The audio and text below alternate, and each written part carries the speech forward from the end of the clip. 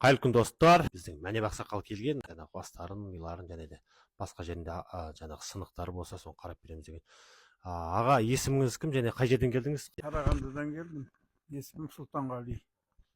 Сіз жаңа ақсақалға бір сұрақ қойып жатырсыз, қандай сұрақ қойдыңыз? Мен екі аяғымнан жүре алмай қалдым. Соңында больницада жатқанда маған омыртқамнан пункция алды. Жұлыннан, иә? Жұлыннан. Су алған, Иә. Жақсы, енді ақсақал, сіз осы бойынша не айтасыз? Осындай жасаған операция дей ме, неде су алғанда? Мен оған түрегейлі қарсымын.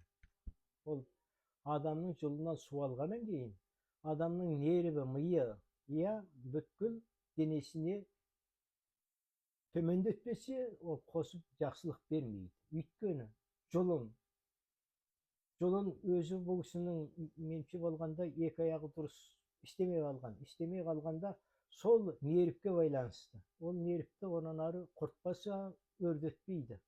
Ол бекер дүние.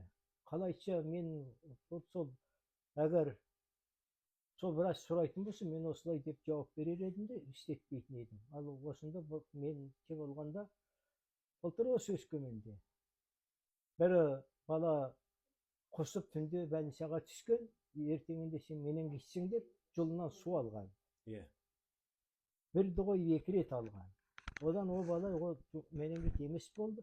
Содан ми шайқалған бала екен, аяғында соның кесірінен болып, сол бала қазір мүгедектің аз алдында.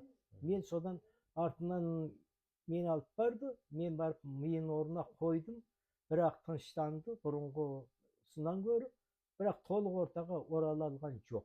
Ол жұлыннан су алу деген, анализ жасау деген еш уақытта меніңше болғанда қарсымын. Ол врачтардың істеп жүргендері бекер дүние. Жалпы сіз енді осы көріп отырған көрерменге халыққа айтатыныңыз осы? Халыққа айтарым, еш уақытта жұлындарыңнан су алдырмаңдар, анализ жасатпаңдар. Ол жұлынменен кісі ойнауға болмайды. Ешқашан. Врач болмақтар одан зорғы болсын. Жақсы достар, міне осындай біз Мәнеп ақсақалдың ақыл кеңестерін айтып, осы енді көп адамға жаңағы пайдасы тисін, біліп жүрсін дегенде кейбір адамдар білмейді. Мысалы үшін біз кейбір адамдар дәрігерге құдайда сенеміз ғой, бала кезден үйреніп қалғанбыз.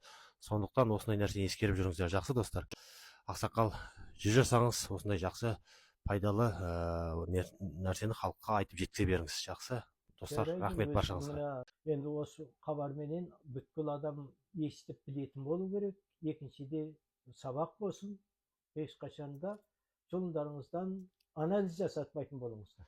Жақсы ақсақал, рахмет. Міне достар, көрдіңіздер ғой, біздің ақсақал осындай кеңес айтып жатыр. Енді бұл кісі көпті көрген, сынықшы, жаңағы бас ауырғанда миды орнына қояды. Сондықтан денсаулықтарыңыз мықты болсын достар.